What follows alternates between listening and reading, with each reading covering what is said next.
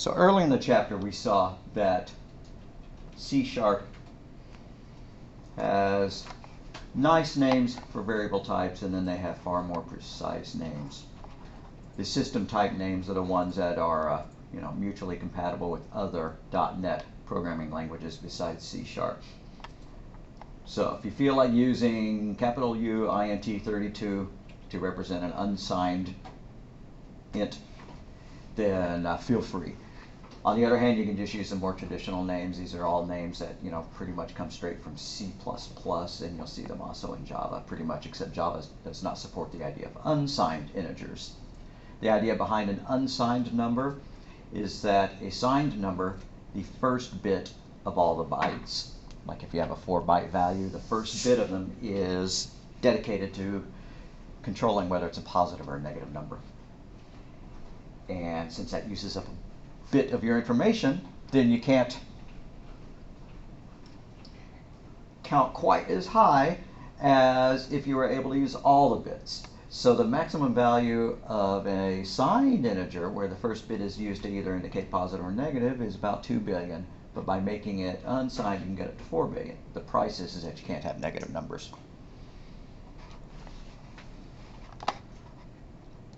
So when you're using a floating point type, and you're trying to format the output, C# just picks a way to do it. Picks the most concise way that it can while maintaining the correct value. However, you can specify, you can say how you want it to look when it is printed. I need to turn the light down just a little bit more. So the standard numeric format strings, we've already seen that between the curling braces. You can specify the character type, and then, the data type, and then the precision specifier. And there's quite a few of them. D for decimal, well, that's just an integer. E for scientific, you want it to always print it in scientific notation, you can do that. F for floating point, specify the number of digits, the number of precision points. That's not the right way of saying that, but you know what I mean, the number of places after the decimal point, or the total number of digits in the precision. If you feel like printing something as percent, that one's interesting, I hadn't quite remembered you could do that. Represents a numeric value as a percentage. I bet if you passed it in 0.15, it would print it out as 15%. We could play with it if we wanted to. And X, if you ever want to display something in hexadecimal, you could display it in hexadecimal. G, general, it'll just pick whichever method it feels like. So binary operators, arithmetic operators, good old addition, subtraction, multiplication, division. These work the same way as they do in every other language you've taken. So we're not going to spend a big long time talking about them. Operator precedence means that multiplication and division happen before addition and subtraction. There is no exponent operator, so you don't need to throw that into the mix. Within this same level of precedence, it's just evaluated left to right. So if we have this, x equals 3 plus 4 minus 5 plus 6. If you are remembering the rules of PEMDAS, got to leave the exponent off. P just means parentheses, force the evaluation first, and then you have multiplication and division, and then addition and subtraction. The fact that they're in this order does not mean that you go and do all the additions before you do all the subtraction. Right? You would not add 5 plus 6 and get 11, and then subtract 11 from the rest of it. Within the same hierarchy, within the same level, it's just done left to right. So it would start here, and add 4 to it, subtract 5, and add 6.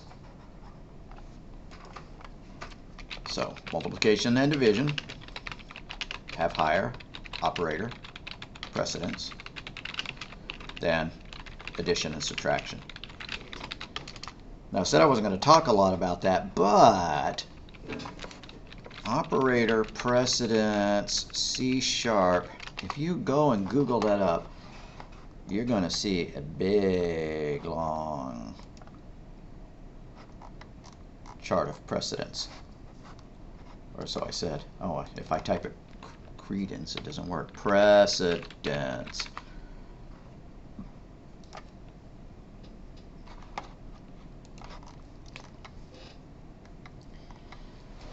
So, the multiplicative ones, modulus counts as a form of division.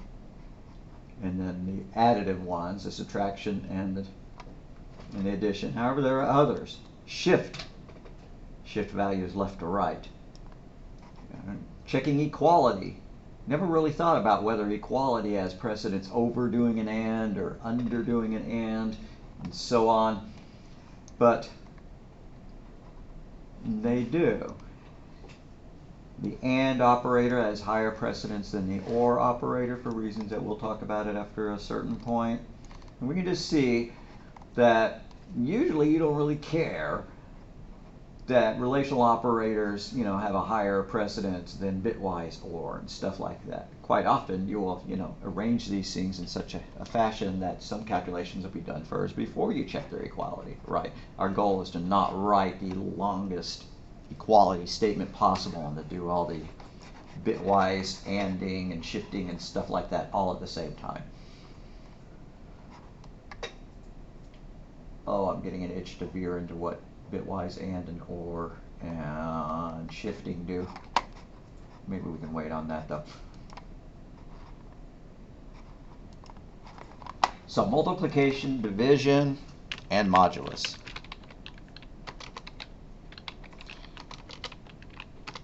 I hope we remember what modulus means. Modulus just means remainder. So 10 modulus 3 means 3 goes into 10 with what remainder? Well, 3 goes into 10 3 times with a remainder of 1.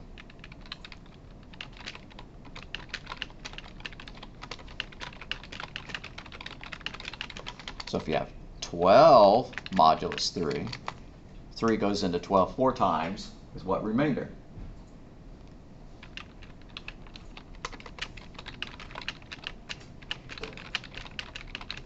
So the modulus, 12 modulus,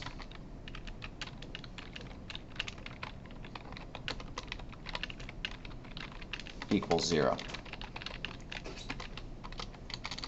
And then what's 11 modulus 3 going to be? Well, 3 goes into 11 3 times with a remainder of 2, and so on.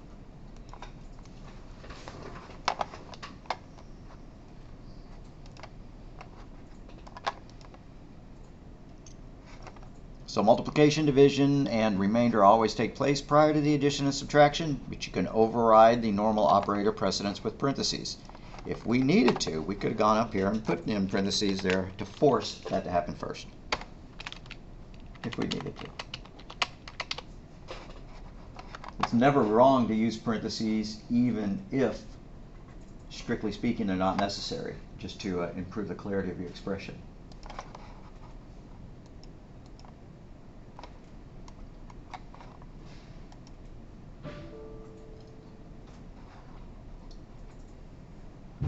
So there's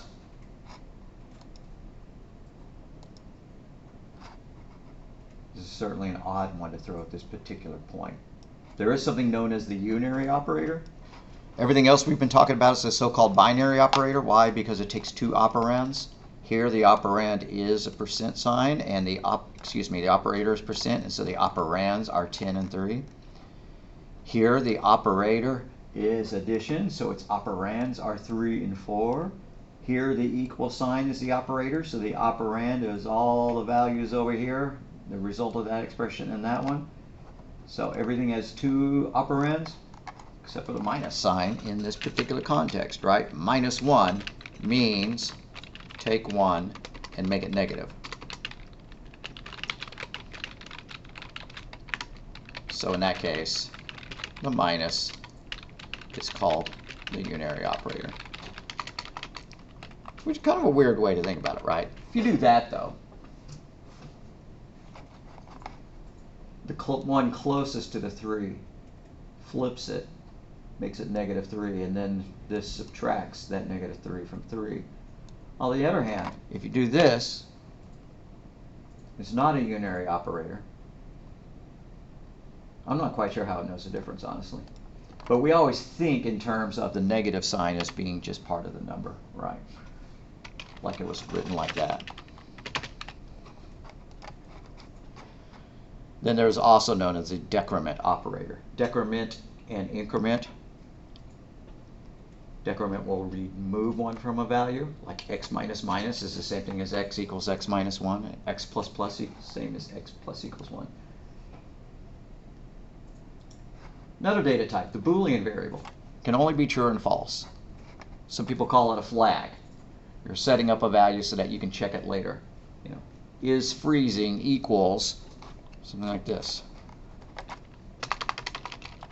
Let's get our temperature. Our temperature is negative 17 degrees. You want to find out if it's freezing. So bool, there's a Boolean, excuse me. Yeah, bool, in Java it's Boolean, is frozen equals temperature less than 32.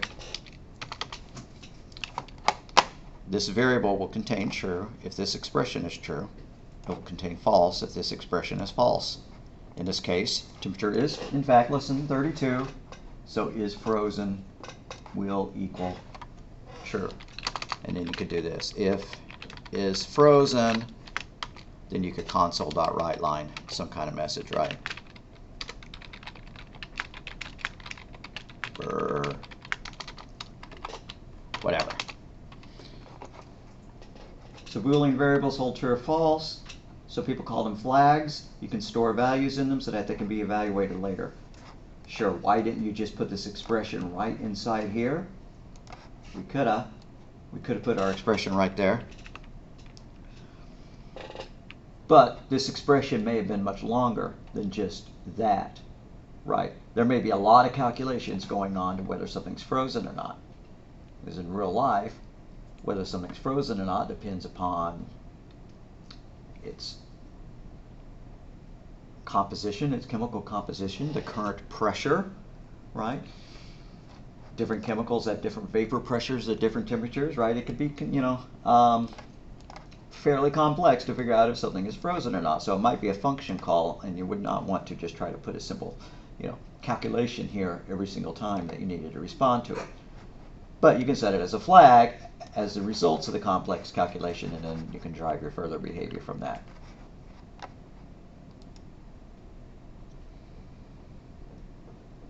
So the comparison operator is just the equal sign, the double equal signs. People always ask, you know, why is it double equal here and single equal there?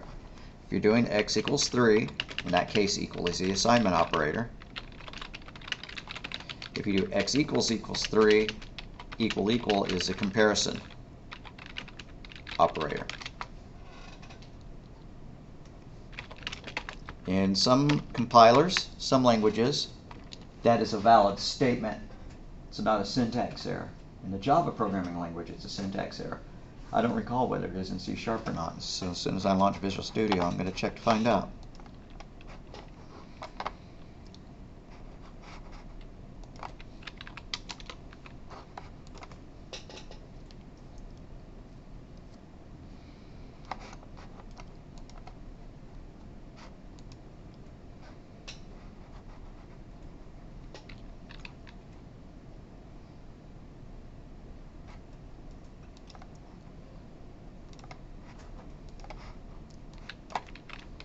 I believe we're on Lecture C.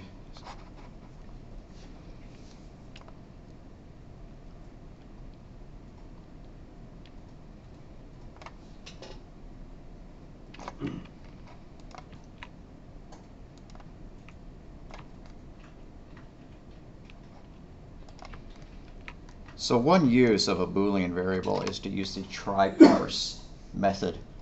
What try-parse does is if you give parse or the convert class a value that will not convert correctly, like you try to convert to an int but it's got letters in it or something, it'll generate an exception and stop your program if that exception is not handled. However, try-parse attempts it And if it fails, it just returns a false rather than crash. So that is a good thing. But anyways, here's what I wanted to find out. If we do this, int x equals 0, and then if parentheses x equals 3 in parentheses, do something. Okay, C# is not allowing that. I am happy with that. Why? Because in C and C++ it does work, and the value of x gets erased and replaced with a value of 3. And then the if statement becomes true. This is a non-zero value, and false if it is a 0 value. So if you did this in this language,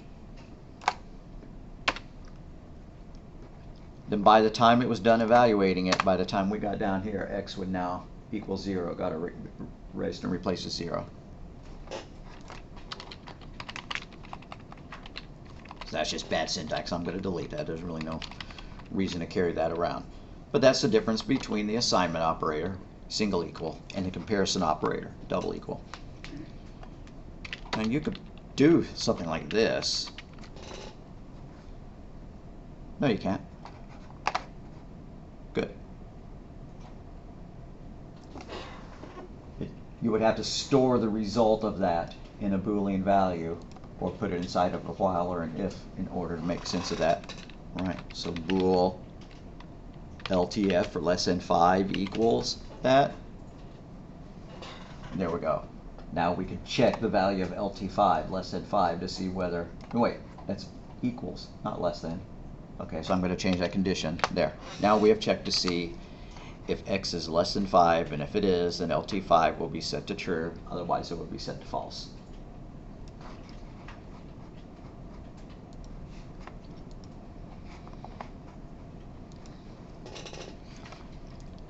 So we have our comparison operators. Equal equal is one of them.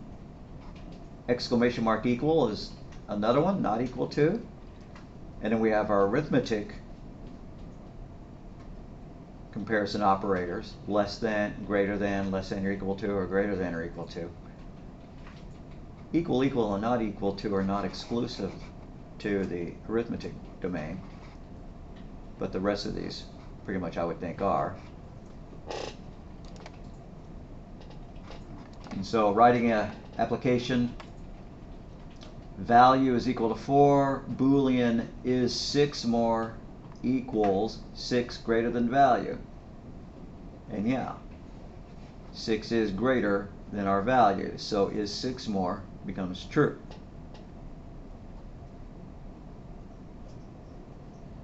And then later on, the application checks, puts in 35 in the value, and so the Boolean flag becomes false when comparing 6 greater than 35. Since 6 is not greater than 35, false would be stored into is 6 more. 6 is not more than 35.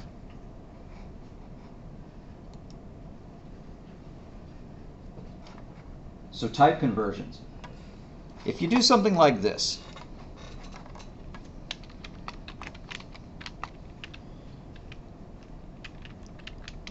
x equals 3 plus 4.5. The computer can't do that. The computer treats integers and floating points as completely different data types. They're stored in fundamentally different bit patterns. The language takes care of that for us, though. What does it do?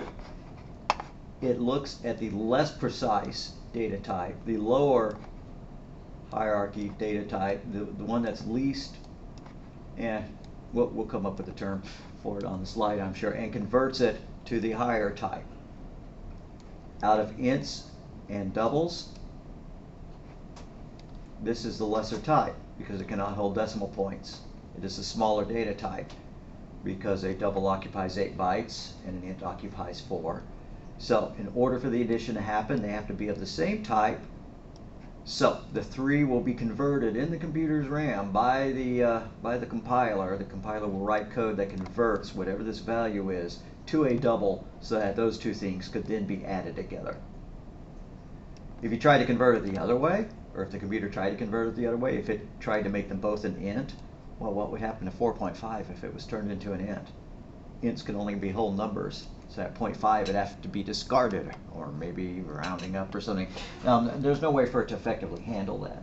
So if they are of dissimilar types, then one of the types is converted so that then they are both of the same type. If the two operands of a binary operator are of dissimilar types, the less precise type will be converted, promoted. That's what some textbooks call it. I have to look again to see what this one calls it, to the greater than type, the more precise type.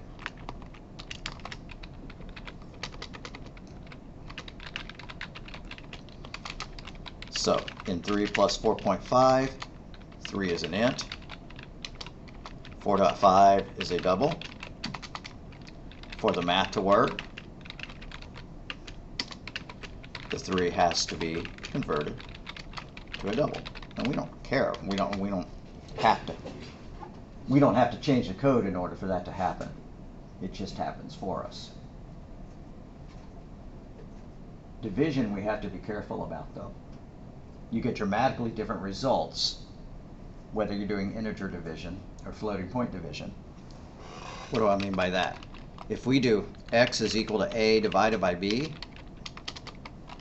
if a was equal to 3 and b was equal to 2, if these are ints, then it does integer division. If they are both ints, it does integer division, which means that any remaining fractions are dropped. It's rounded down. So 3 divided by 2 is 1.5, but nope.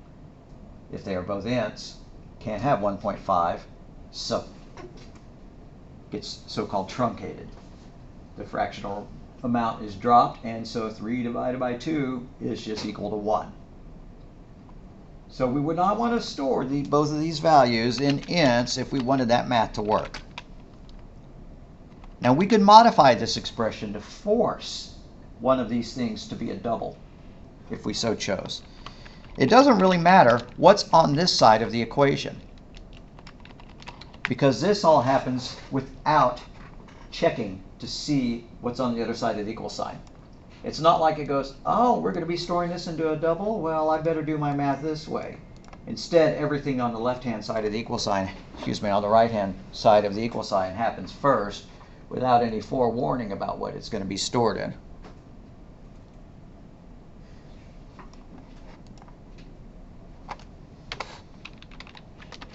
An int divided by an int always produces an int.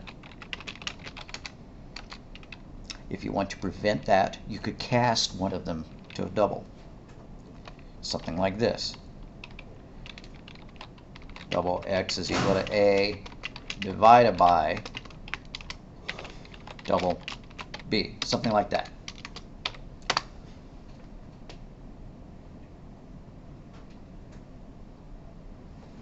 I want to test something out.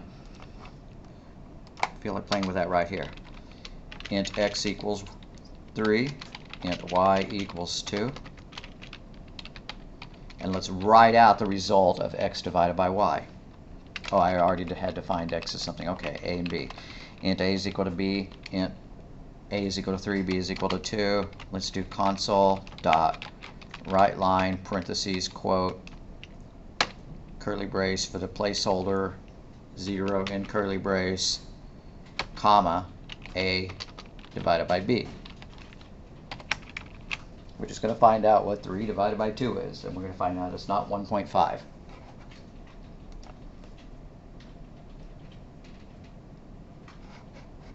have to start without debugging, or I better put my read line at the bottom. So debug, start without debugging. Yeah, it's 1. 3 divided by 2 is 1.5, but since they're both ints, it gets rounded down. Bits are truncated to make it a 1, make it a whole number. So what if we tried this? What if we really wanted it to be a floating point value?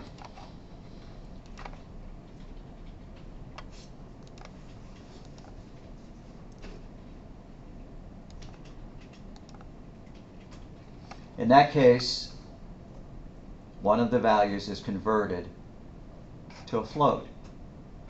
Now here's what didn't happen. It didn't take this, do the division, and then convert it to a double.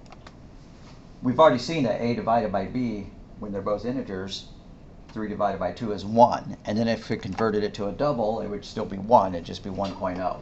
Instead, what happened was, oh, come on.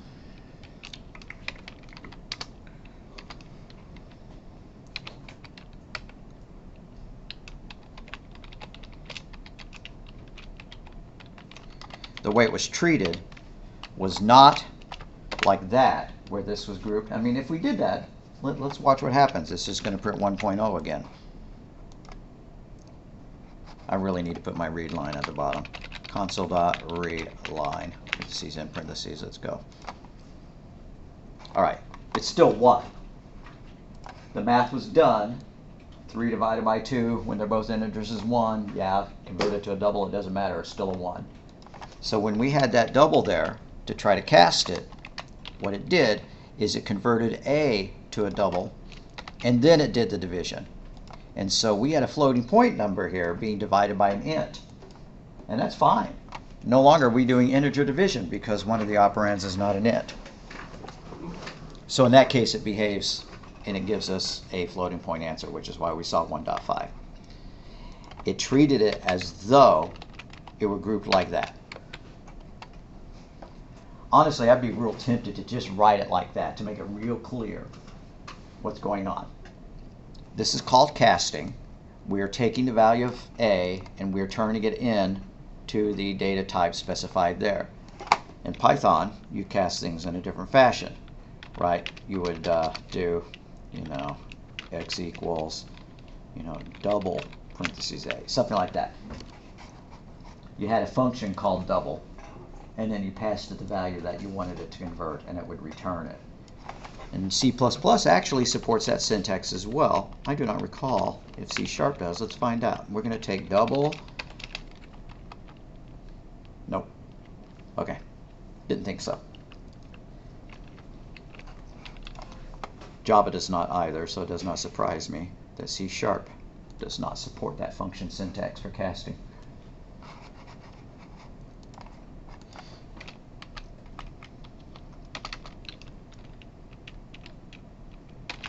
So double is casting b to a double value. Casting will convert one data type to another, if there's any possible way of doing it. What do I mean by that? Well, you couldn't take a string and cast it to be a number.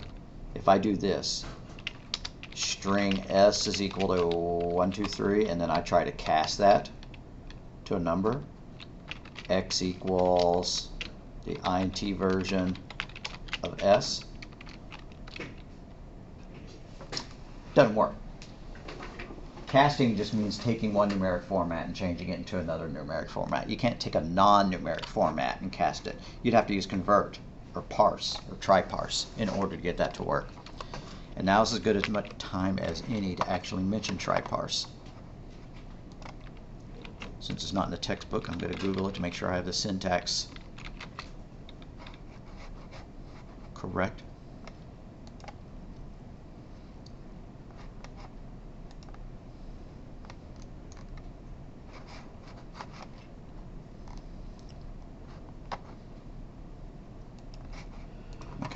So say we had a number like that and we wanted to convert it into an integer, or we asked the user for a number and we wanted to convert it to an integer. System.out.print. What? Sorry, Java. Console.write parentheses quote. Please enter your age.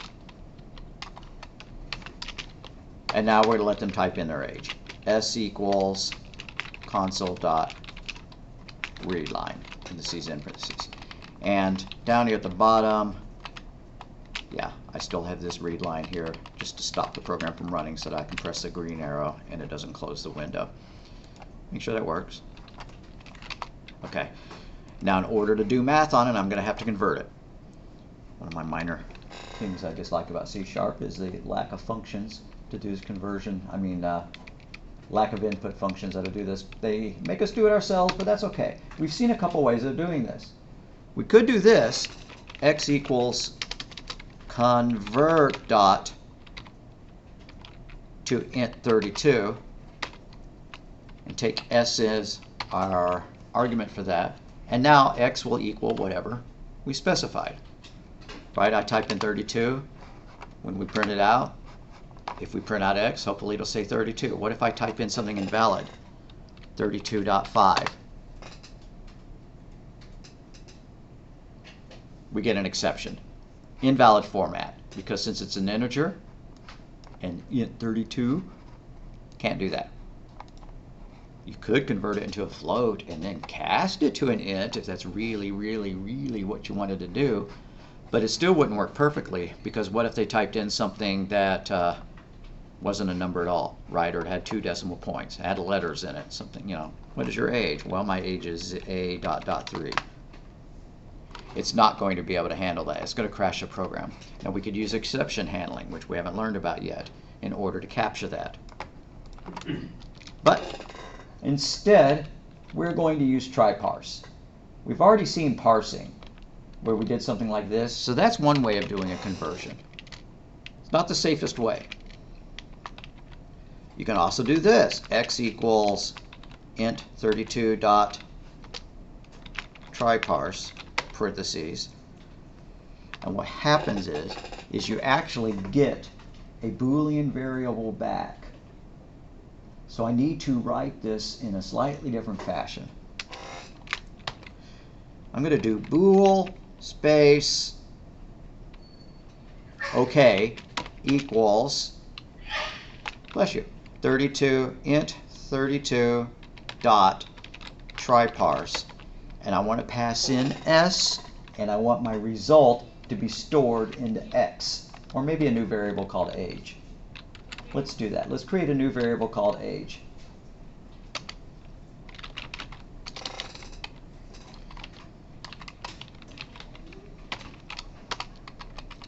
So what's going on here?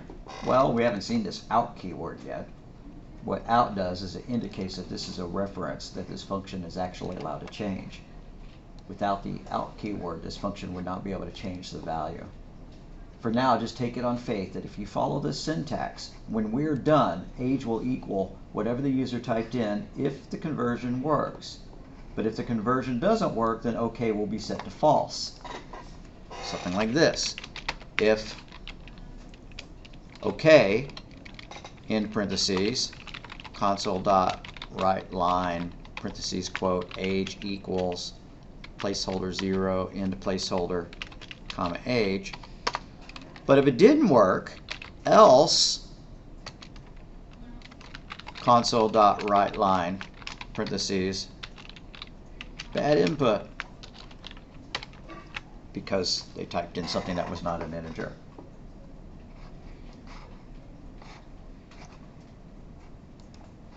Debug, stop debugging, start it up. Okay, so if I type in 32, it is going to say 32. It worked. The try parse returned a true. And so the if OK let us get to this point, and it printed out our age.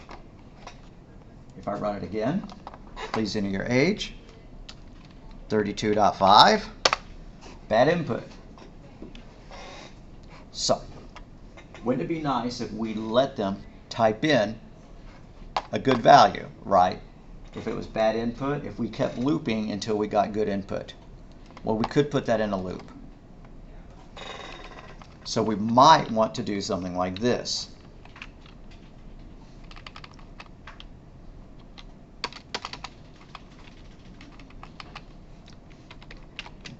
Bool OK equals false, while, parentheses, exclamation mark, OK in parentheses, curly brace. Then we ask our question. Oh, we'd already defined it. OK. So we should give it a different variable name here. Wait, OK? Just use it without that? Yeah, let's just do that. So let's ask them their weight. console dot write line, parentheses, quote, what is your weight in whole numbers, or just what is your weight?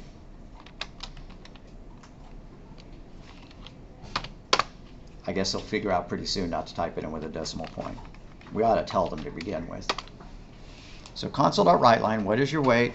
We're going to need a variable to hold their weight, and we'd better declare it outside of the while loop. So int weight. Tell you what, we're going to make weight a double, and then that way if they type in a .0 it'll work, but if they type in a letter it's not going to work. So double space weight. So we have a variable. I'm not liking the fact that we didn't declare a fresh variable here, but that's okay. We set it equal to false. While not okay, console.WriteLine, what is your weight? And then we're going to do okay equals. Now this is not an int 32 or anything, it's a double. So double dot try parse parentheses. Oh, I haven't read my input yet. That'll be the next line. String s equals. It's complaining that that one's already declared, aren't you?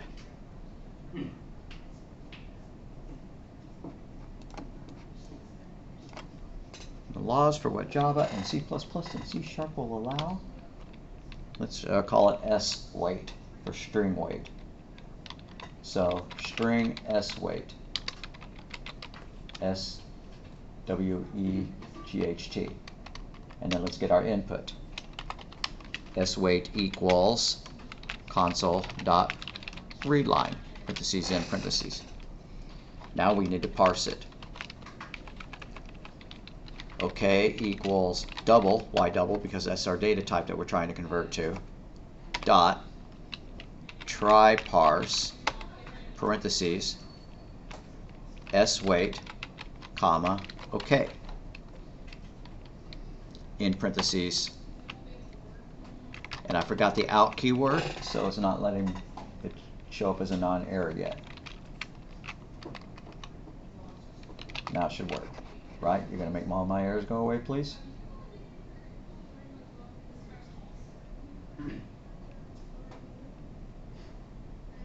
Is it wishing that I'd put in an uppercase D there?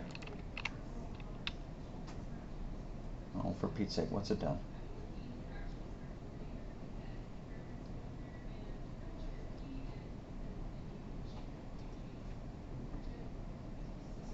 Well, it certainly worked for integers.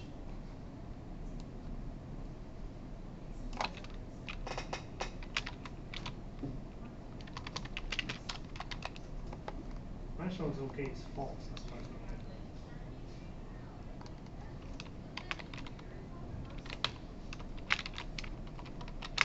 By the way, guys, watching at home, don't type this until I actually say that it's working.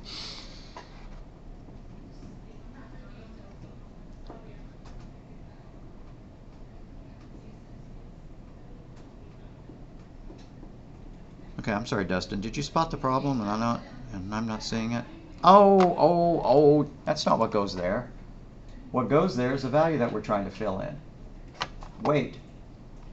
Alright, so let me undo all those changes and then it'll be good to go. Okay is equal to double dot try parse parentheses.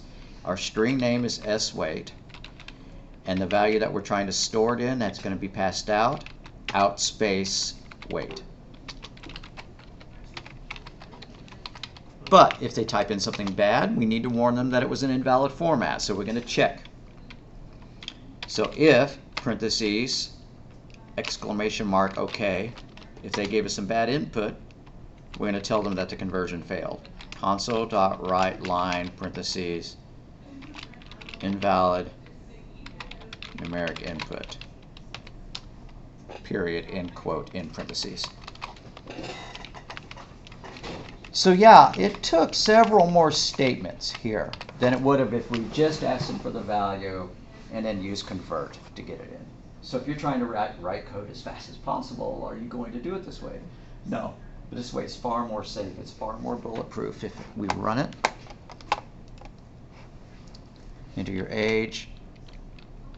3, what is your height, weight? If we give them good input, it accepts it. It should have done something with it. Since I have this read line down here, I should put a press any key to continue write line right above it. Console.write line, parentheses, press enter, in parentheses, end quote, in parentheses, semicolon. Okay, now when I run it, if it's not going to work, it'll blow up, right? Our age was 9. What is your weight? I typed in something with 2 decimal points rather than 1. It says invalid numeric input. What is your weight? And it'll keep doing that until we finally give it some good data. And I think we've already demonstrated what happens if you do not use try parse. If instead you use the convert class in order to do some conversion, it crashes. Now that's one way to handle it. Another is to use exception handling, which we're not doing yet. Although it adds some link to your code to use try parse rather than parse or convert, it makes it far more bulletproof. I would like for you to go ahead and do that. I would like for your assignments to involve using try parse if you're asking for numeric input. So for example, if we're going to write something that's going to calculate the inverse and we want that thing to be for some reason, an integer, well, let's declare our Boolean value, int OK is equal to false. Let's declare what we want the number to be stored as. So int numerator or denominator, denom, and then let's ask them the question, but we're going to first make it a while loop. While, parentheses, exclamation mark, int OK, in parentheses. We ask them the question, console.write line, or just write, so it doesn't go to the next line, parentheses, quote, enter an integer to invert, colon, space, end quote, in parentheses, semicolon. Now let's get our input. We're going to need a string.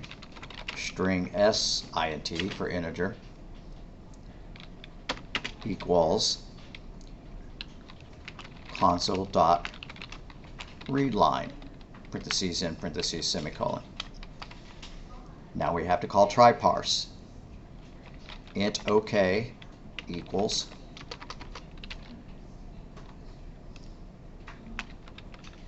int32 dot try parse, parentheses, our string was called SINT, and we want the result stored in this variable called denom. That's a stupid name. So out space denom.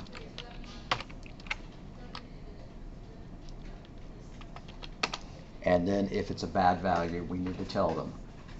So we're going to do if not int OK. If parentheses, exclamation point, int OK, end parentheses.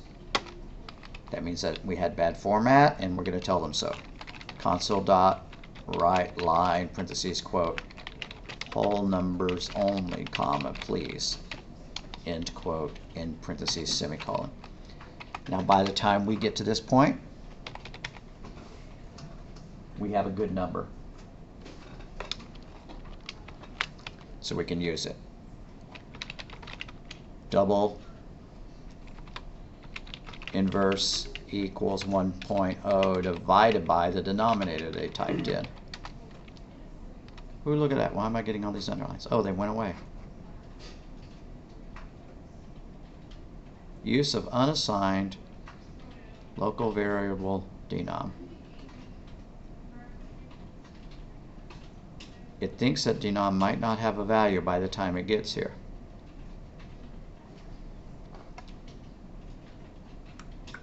Okay, I guess I can initialize it with a value, but we know that by the time we get here, it will have a good value. But I guess the compiler is not smart enough to know that it's not going to exit this while loop until it's set to a value. Okay. So just to get the compiler to be happy, I initialized it to 0. So we calculate it, and then we can print out a result. Right? Console.writeLine, the inverse of curly brace 0 in curly brace is curly brace 1 in curly brace, end quote, comma.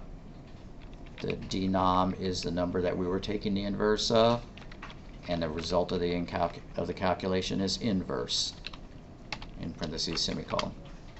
Maybe I should have just used x and y or something like that.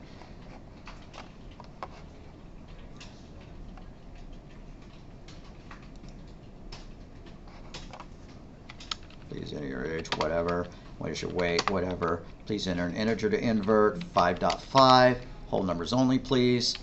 Enter an integer to invert, a whole numbers only. Finally, I give up and actually get it some good input, 6, and it prints out that the inverse of 6 is 0.1666.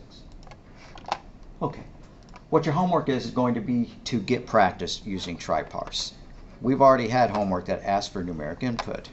So you're just going to convert your prior homework assignment to calculate numeric input. I mean, to use try-parse to gather its input.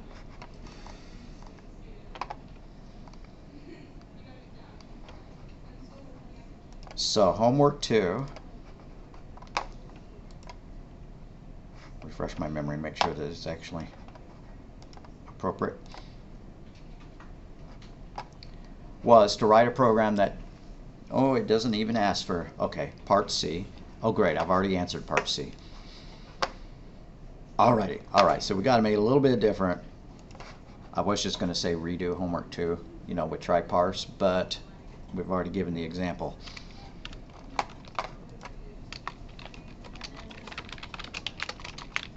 Write a program. Whoops. Oh, come on. Write a. Why are you doing that? Auto help is helping a little bit too much. Program that calculates total pay based on hours per week and the hourly rate.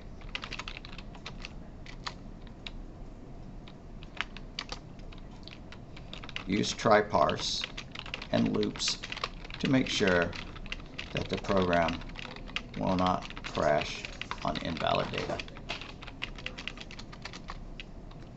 After that, you can pick whether you're going to use ints or doubles. I would use doubles.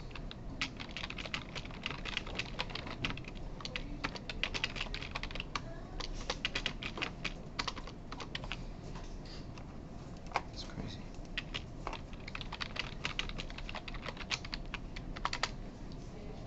Oh heck, why don't I just pick for you?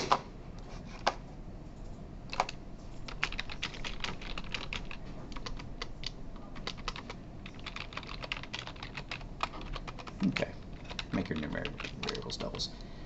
So that is a really trivial problem, right? You're just asking for hours and then the hourly rate, and you're multiplying them to calculate a total and then print it out, except you're going to throw in the loops to make sure that it doesn't crash on invalid data.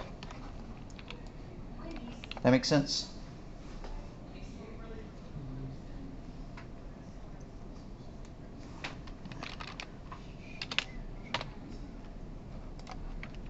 Alrighty.